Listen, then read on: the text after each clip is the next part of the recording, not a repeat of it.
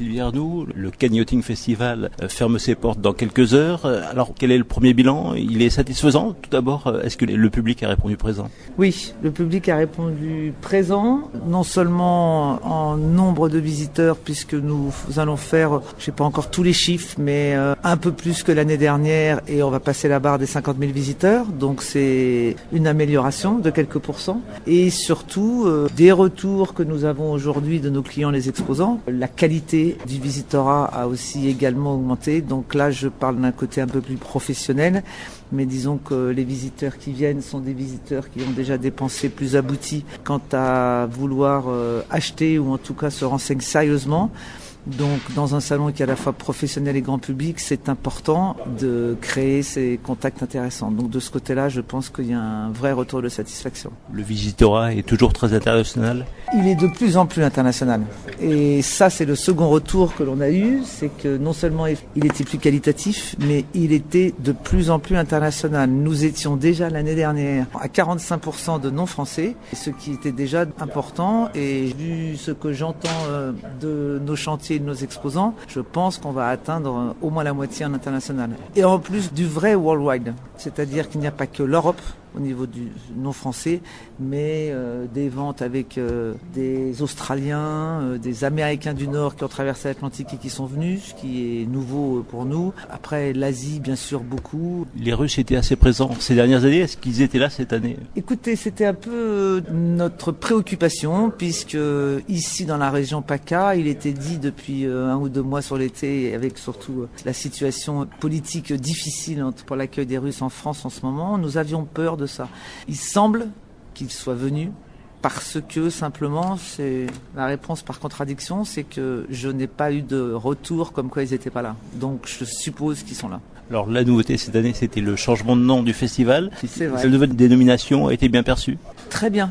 Très très bien, parce que je crois qu'en fait c'est logique ce qui a été fait. C'est-à-dire qu'on a juste répondu à une situation réelle d'évolution de plus en plus internationale. Maintenant que Cannes est le premier salon européen, il a clairement une vocation de plus en plus internationale. Donc lui donner un nom anglophone avait tout un sens. Ensuite, le mot plaisance, aussi charmant soit-il, est quand même extrêmement francophone. Et quand nous on fait de la communication dans le monde entier et que dans les journaux russes, ils n'arrivent pas à écrire le mot plaisance, ça devient compliqué, quoi. Donc je pense qu'il fallait aussi avoir un côté à la fois efficace et qui met tout le monde très confortable, et je pense que ce Yachting Festival est un vrai Yachting Festival, donc il porte bien son nom.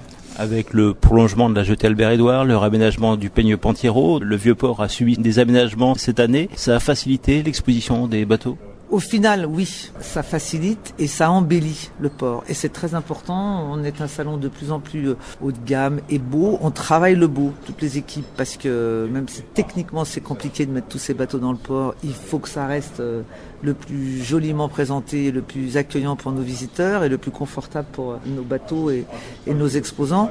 Donc oui, ça nous a donné ce bel environnement. Quand on voit la belle pierre sur la jetée sud et ces beaux arrondis et cette nouvelle terrasse en extrémité, c'est très beau. Donc ça, c'est vraiment un réel plus pour nous. Après, je vous cache pas que tout travaux demande modification.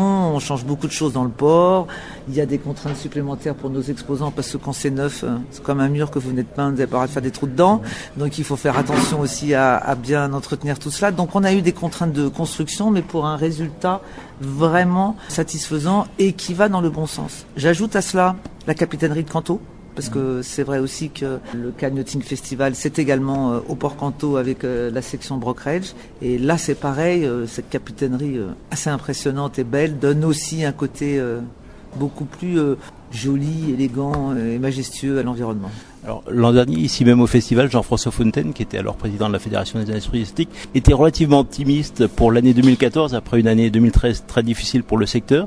Est-ce que cet optimisme s'est confirmé ou est-ce que l'année a été très dure pour la plaisance? Écoutez, la FIN a fait son annonce la semaine dernière, quelques jours avant l'ouverture du Yachting Festival, et c'était quand même un peu vrai, positif. C'est pas l'euphorie, mais ça allait quand même dans ce sens-là. Ils ont annoncé globalement entre plus 2 et plus 3 de progrès en France. Ils ont annoncé un plus 10 en Amérique et des pays comme l'Angleterre aussi qui faisaient des très grosses progressions. Et ça, c'est très encourageant parce qu'on sait que souvent on suit ce genre d'inertie positive. Donc tout ça sont vraiment des indices très positifs et je pense que Jean-François Fontaine avait quand même raison de l'être. Nous sommes clairement dans une remontée. La pente est peut-être pas assez rapide, sûrement, et c'est ce que pensent les professionnels, mais nous sommes dans une progression et ce qui est important, c'est justement d'être dans la bonne pente. Alors traditionnellement à Cannes, beaucoup de nouveautés sont dévoilées en avant-première mondiale. Cette année, c'est été encore le cas. Quelles sont les tendances du marché ? Alors, c'est la force de Cannes. L'un des points forts de ce festival, c'est que nous sommes au début du calendrier du yachting et donc avec l'objectif pour beaucoup de nos constructeurs de présenter des nouveautés au moment de Cannes qui donc ouvre la saison. Il est sûr que quand on parlait tout à l'heure d'environnement économique pas facile, les chantiers, les constructeurs, tous ceux qui travaillent dans ce métier sont obligés aujourd'hui, de par cette difficulté d'environnement, d'être très innovants. On s'aperçoit d'une évolution technologique incroyable. Vous allez maintenant dans les postes de commande des bateaux et même pas forcément les 50 mètres, même les 20 mètres. Vous avez un tableau de bord qui ressemble à celui d'un avion. C'est assez hallucinant, magique, avec un petit joystick qui vous permet, parce que vous avez de la propulsion d'étrave, de faire tourner le bateau sur lui-même. Donc ces révolutions technologiques sont très importantes dans le yachting. Une dernière chose aussi, c'est le côté green, parce que c'est important, c'est l'optimisation des motorisations. On commence à voir les premiers bateaux hybrides qui sortent. Il y en a plusieurs exemples au salon.